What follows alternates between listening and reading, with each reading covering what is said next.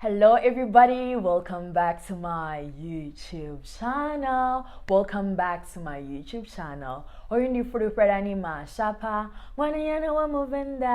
if you're here for the first time, welcome. If you're a returning subscriber, a veteran in this channel, welcome back for yet another exciting episode of Risk, Money and Insurance. And so today we are going to discuss how you can actually participate in the July savings/investment month.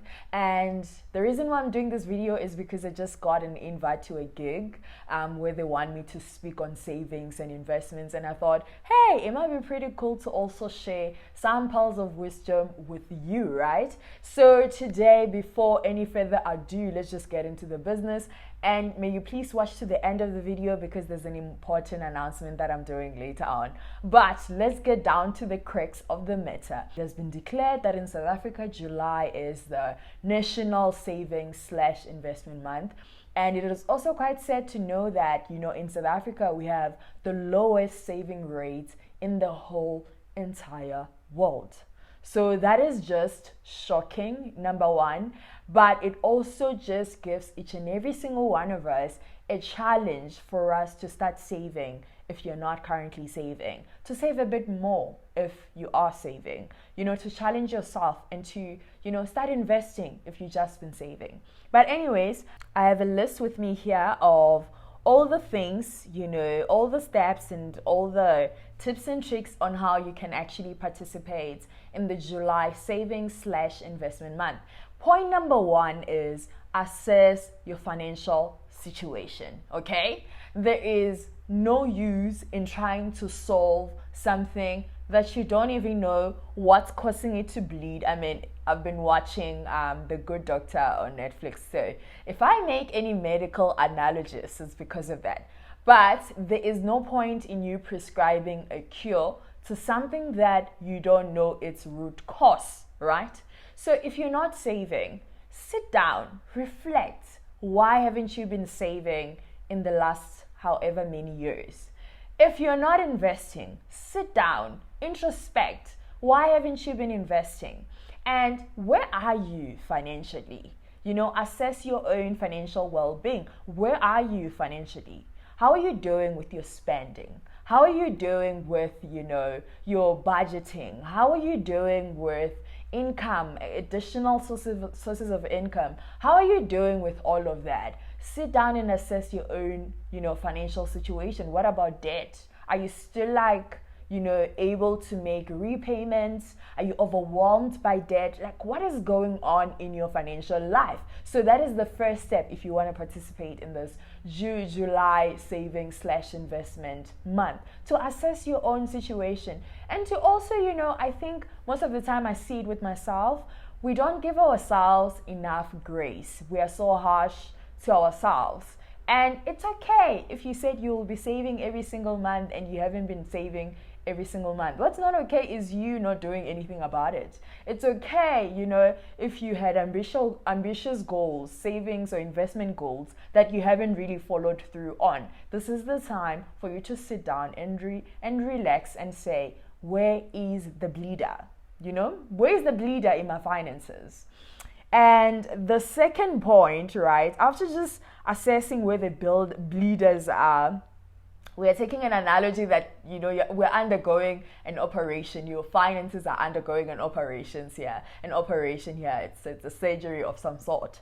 The second one is set clear goals, right? You have now identified where the bleeder is. Perhaps it's in your intestines, or the bleeder is in your spending, or the bleeder is in your debt, or the bleeder is just in you lacking a bit of self-control. That's your bleeder, right? So after you've identified your bleeders and you understand fully how your finances are looking, then you can go right ahead and set financial goals for yourself, right? So you can say, I know that my bleeder is spending too much on Uber Eats, buying sushi, right? Then I can literally say, well, I'm taking on the July challenge and I will now stop buying sushi every other day when I feel like I'm craving sushi. Or I'm going to try learn how to make my own sushi at home so that I at least cover the cost. I don't know how cost effective that will be. But like, where is the bleeder? Wherever you have a bleeder, then you sort of make, a goal, or like you put a goal to try resolve whatever the problem is. Or someone might say, I'm doing perfect. My finances are in order, so I don't have bleeders in my finances. If you're someone without a bleeder in your finances, then you can literally now just push yourself a little bit further, right? To say, maybe you've been saving like 500 rands every single month. Maybe it's time to take it up a notch a bit. Save 1,000 rands, or like save 800 rands a month, or like if you were saving 2,000 rands, take it up a notch, save 2.5, or like save 3,000. So you challenge yourself, set that goal, and tell yourself, someone might be, well, I haven't been saving. So your goal could be July, I want to start saving, or I want to start investing, right? So that will be a financial goal that you would create for yourself. And after creating that financial goal, it's important that that goal is reflected in your budget. So the third thing would be create a new budget to cater for your newly found financial goals, of course, because it's not enough for you to just say, oh, I'm going to start saving 3,000 rands, or I'm going to start saving 800 rands. It's not enough. You need to back that up with action, right? Words are nothing. Words are nothing. We need things to be backed up by action. That's the goal. Back up your words with action. So how can you do that? You can now start, drilling it down now to your budget to say, I said I'm going to be saving 500 rands every single month. So I'm going to put that down on my budget. And after putting it down, I'm going to automate that 500 rands. Because if we're being honest, if we lack intention, we will never get anything done. So if you're saying you're going to be, saving that 500 rands every single month, then automate that thing. We've got technology. We've got cell phones now. Use your cell phone to actually make a difference in your financial life. Number 6 on my list, I've actually touched on this, is to automate your savings and your investment. And I know, like I say this almost all the time on this channel, like I always tell people, automate your savings and investments. Automate your savings and investments. Because if you're not paying yourself first, right? If you're not gonna automate those savings such that you don't touch that money and you are just relying on, I'll save on whatever is left behind. Let me tell you something about yourself, right? Whenever there's money, you will find ways to use that money, myself included. Like, I am no exception to the rule. I see this with myself, and that's why I preach this all the time, because the minute you don't have an item attached to that money, honey, that money is going somewhere. You may not like where it's going, but it's definitely going somewhere. So it is important to just automate your savings. When the money comes in, it goes out, and you know that whatever is remaining, that's up to you to use. But your savings and your investments, don't play with those. All right, coolies. Let's move on. Let's move on from the broken record. Automate your savings and investment. I mean, if there's anything you would like to remember from this channel, let it be that. Automate your savings and investments.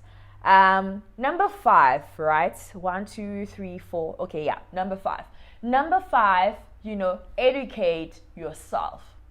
And this is something that I've been very intentional about, especially like when it comes to like work stuff and all of that. But because I talk about finances, the whole reason why I have a channel dedicated to talking about finances is because I realized that I needed to equip myself, to be able to make more informed financial decisions. Whether I'm saving or investing or just managing my money overall, I need to equip myself with knowledge. And how can you participate in the July savings/investment, month? You can educate yourself on finances, right? You can buy a personal finance book. I fully understand that, in university, high school, we are not taught about finances. But because we're not taught about finances, it doesn't mean we don't need to learn about them, because at the end of the day, finances impact our lives in a huge way. Like, never underestimate the power of finances. They can afford you opportunities, or you can miss opportunities because of finances. So it's important to know money well, befriend money, and understand the personality that money takes when it comes into your corner, right? So I definitely say read books. If you don't like reading books, there are YouTube channels. My YouTube channel should be first on the list. Go back and just watch all those videos. Like, go under, that all videos tab on my YouTube channel at the top. Just go there, watch all the videos, educate yourself. I think I've shared so much. We have more than 100 videos on the channel. So I've shared extensively on finances. That can be a good start to invest in just educating yourself. What are you missing? What haven't you learned? If it's not my channel, because I'm recommending my channel, definitely. If it's not my channel, then you can try reading books, right?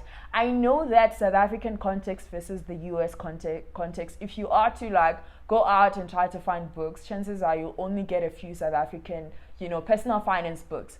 But money is the same, whether in the US or South Africa. Of course, you just need to account for the differences in the environment, right? And what's available and what's not available in the market. But at the end of the day, the principles are the same. Whether you're in Asia, or you're in the UK, or you're in the US, or you're in Canada, or you're in South Africa, money is still money. It's still the same, right? So definitely invest in learning about finances. It doesn't have to be 5 books. It can literally just be one book. And the one book that I'll say definitely recommend is how to become your own financial advisor. I think for me, that was my entry-level starter pack into personal finances. So I definitely recommend that one. It's by Warren Ingram, and he is absolutely amazing. I think he's one person who's done an incredible job in just breaking down really hectic personal finance stuff.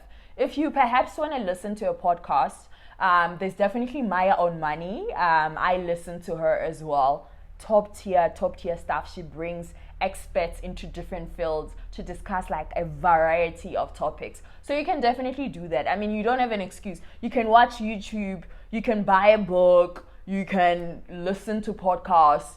Just invest in one thing. If you want to take it a level further, there's stuff on Udemy as well, right? If your employer gives you guys free Udemy, whatever, access and stuff, you can definitely invest 1 hour every single day to just watch a personal finance course, or attend a personal finance course, take notes, and implement some of the things that you will learn in your own personal life. So for me, that's you have so many options when it comes to you educating yourself on how you can be a better decision maker when it comes to your finances. Sure, it's actually raining outside, so I was just shocked by the lightning and the thunder. After educating yourself, I think it's also important to bring in this point, since July is a savings/investment month. You need to know your investment personality, right? I mean, we spoke about, your money personality earlier on the channel. You've got spenders, you've got investors, you've got the savers, those people who just want to save on everything, But there's also people, there's also in as much as there are money personalities, there's also your investment personality. What kind of an investor are you? And I think it's important, because every type of personality, investment personality, comes with a certain level of risk, right? Are you the conscious investor? You are afraid of risk, so you're mainly risk averse, and you just want to invest in things that you trust, and you just want steady growth. You're not looking to make very high returns because you don't want to lose your money, all of that. What kind of an investor are you? And most women actually fall in this category, because it's said we are risk averse, although it doesn't apply to every single woman in the world, but men are generally the risk takers and stuff, but it's important for you to understand what kind of an investor you are, right? So you can be the methodological investor. So when are you sitting down with the spreadsheets and the prices and the financials, and you're trying to determine, what's the actual price of the share or whatever? There are those people who are very technical when it comes to their investments. They want to assess stocks and everything to buy what they think is undervalued and sell what they think is overpriced. So you need to understand, and normally those people will be people who probably studied such things, or people who took years, to acquire such skills. Maybe they upskilled via a course or whatever. And there's still hope. You can also pick up a course and become really good at it as well over time. But it definitely takes time. It's not something that you wake up and you're like, yeah, guys, so I can definitely, calculate the share price. No. It takes time and understanding of what's going on and how to read, like, your basic financial statements. And there are those investors. Another investment personality is your spontaneous investor.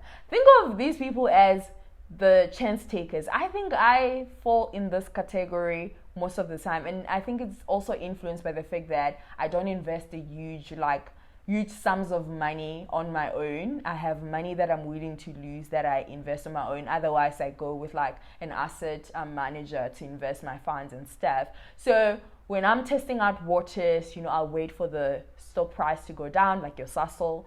Like Sasol, when it goes down, it might come up. Well, you cannot take this as investment advice, because definitely I'm not an investment expert. But when Sasol goes down, it's going to go up. So I am the opportunistic person investing in Sasol when it goes down, because I know for sure that it's going to go up. So I'm always looking out on the news to say, if Sasol begins to trend and they're trending for the wrong reasons, they are definitely going to pick up after, the wave and the trending is gone. So that's what I do. But, I'm not the person. You can lose a lot of money as well. What if it never goes back up, So there are those kind of investors that just look at trends and they decide on what to invest in based on the trends that they're seeing in the market, right? And I definitely fall in that category. But, opportunities like those are very rare. They don't happen often, unless if there's just something, hectic happening one after the other. But they don't happen, very often. So you just have to be, you need to keep your eye very close, to the ground. Your ear and your eye, they should be close to the ground for you to be up to date with what's happening in the market. But when work is hectic and life is hectic, I don't have time to be like looking at which companies are going down, which companies are going up, because it can become like a lot of work. But anyways, take action, right? So you now understand your financial situation, you've set your financial goals, you've created a budget, you're doing great, you've automated like your savings, your investments or whatever, and you're now educating yourself and stuff. After educating yourself, you now also understand what kind of an investor you are, which is doing pretty great. So from there, you need to take action, right? It's important to take action. So in the coming months, if you started with, I'm going to save 500 rands in July, you've put that in your budget as well. And you've also set, that stop order to say 500 is going towards, say, your fixed saving account, or like it's going towards your tax-free savings account, or it's going towards like easy equities or whatever investment vehicle you're doing, which is also like something that I'll emphasize to also, as you educate yourself, you need to also look at what other products are in the market. What can you actually invest in the market? You've got unit trusts, you've got, tax-free savings accounts, you've got money market accounts, you've got all these different vehicles. You can invest in equities, you can invest in bonds, you can invest in property. There's so many things that you can invest in. So as you educate yourself, you also need to understand, where can I invest my money? Then when you take action, you know that 500 rands is going towards my bonds, or that 500 rands is going towards my shares, or that 500 rands is going towards, my unit trust, or whatever it is that you're investing in. So it's important to take action, because your plan may be wonderful. You may have a full, unobscured view of where your finances are at, but without action, it is all still just nothing. So it's important for you to be able to take action and definitely use that to, advance yourself and improve your financial well-being as time goes. Then the second last one is track your progress moving forward. Like, it can be nice in July for us to do this and save and invest and do all of these, do all of that. It could be like amazing, 100% amazing to be able to do that, right? But it's also important that it's not just a July hype. It's not just, July is a savings month, so I'm going to do it in July, and then August, it's gone. So you have to track your own progress and to stay committed. That's the last point. To stay committed in doing what you're supposed to do in order for you to achieve your goals. So it's quite important, in as much as you have amazing plans, you need to act them out and stay committed to the course that you have decided to actually take. And that's all from me today. I hope you enjoyed this video up to this point. If you did reach this point in the video, just drop me a heart in the comment section for me to know that you watched until the 20th or the 19th or whatever mark in the video, right? And now just moving on to the last part of the video, which I promised to do last, because normally people just want to get straight into business and they don't want to hear your shandies. So this is the time where I spill my shandies. So what's been happening is I've gotten a bit more responsibilities at work, and I feel like I've been trying to do a lot of things at the same time. And this has been putting a strain, of course, on a lot of things, like my resting time, my working time, my studying time. Like, it just feels like I cannot continue to release videos on a weekly basis. And man, it took a while for me to actually admit this to myself, because I'm not normally the person who's like, oh, you want to do this, let's do it. Oh, you want to do that, let's do it. Let's just do it, and getting to a place where I had to admit to myself, like, babe, it's not working. And you guys would have seen, even from the past few months, my consistency on like releasing videos every single day hasn't been that great.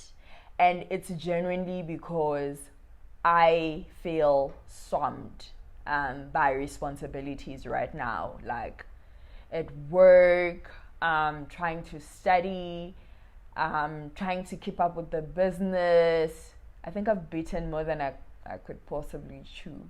I underestimated the business admin relating to like a product, right? To like selling a product. I underestimated that, I won't lie, stretching myself between deliveries, talking to people, getting new sales and all of that. It's been a lot.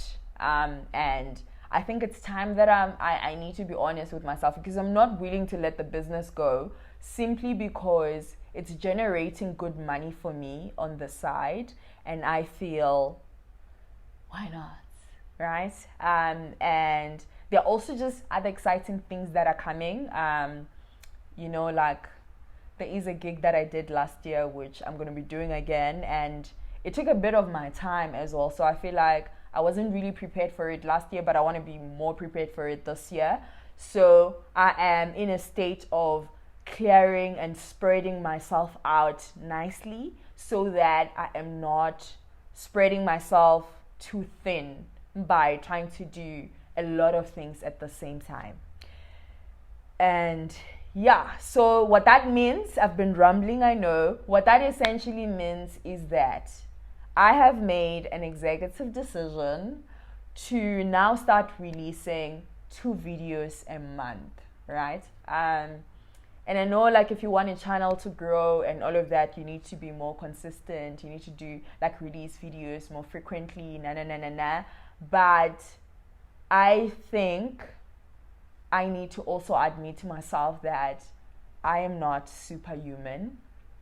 I am 100% human, and in as much as my heart is in creating content and sitting down, what you guys don't see is the amount of work that goes behind all of this, like the amount of work that goes behind every single video that I release. From the script, I do everything myself currently, unless if I'm interviewing someone, but from the script to setting up, but now the setup is fixed. I love the setup. I think it's amazing. To setting up, to editing the video afterwards, to try like make sure that load shedding doesn't disturb my editing and all of that, to the whole production, man, is a lot. And I think people don't really appreciate that because they don't see it, but the whole production is a lot. And also just thinking about new topics every single week, bro. I was thinking about this, like, will I ever get to a time where I literally run out of ideas? But it's so interesting that the more I talk to people, or the more I watch movies, or I watch something, I always get like random ideas. So the more I get, you know, to experience life or face like something in life, I always get ideas to say, oh, that can actually make a good video. But it's honestly exhausting, because at the end of the day, I don't want to come here and give you guys half-baked content. I want to create good quality content that even when I look back like 10 years from now, I'll be proud of the content that I was putting out. You know, I'll be able to still stand and say, yeah, that's my content, and I still believe in that. Okay, I might not still believe in it depending on where I am and what has changed, but to still say I wouldn't change a thing if I were to go back. Okay, maybe that came out wrong, but yeah, I definitely feel that to be able to pour out and give more myself into this, I will release 2 videos, and be rest assured that they're going to be between 25 to 30 minutes. That's my new strategy. I know it's a bit of a stretch, so hopefully you guys will be able to engage and all of that with the whole video, watch the full video until the very end. But also another thing that I want to do is I want to do like perhaps one will be a heart-to-heart conversation, and the other one will be about money. And I think it's just been in my heart to actually share more of myself on the channel. And yeah, I think I want to do that more often. And also just balance it out with the personal finance stuff. I think I am growing as a person.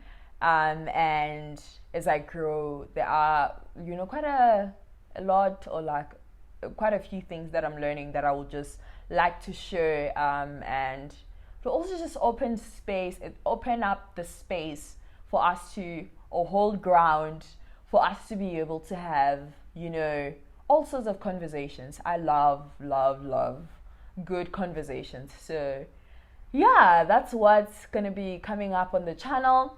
And also just to remind you guys, we are on Spotify, so you can definitely listen to everything, all the videos. You can listen to them on Spotify if you don't have time to be on YouTube. And there's a page on Instagram, masheleni.co.za. Give us a follow, give us a like. And you can also follow me on Instagram. It's _mesh. I only have one account. And yeah, you can also follow me on Facebook, although I'm terrible with Facebook. But yes, that is all that I had for you guys. And yeah, we've come to the end of the video. Thank you so much for watching all the way until the end. I love and I appreciate you so much for doing that. Don't forget to like, comment, share, and subscribe. I love you guys so much. Mwah. I will see you in the next video. Oh, bye.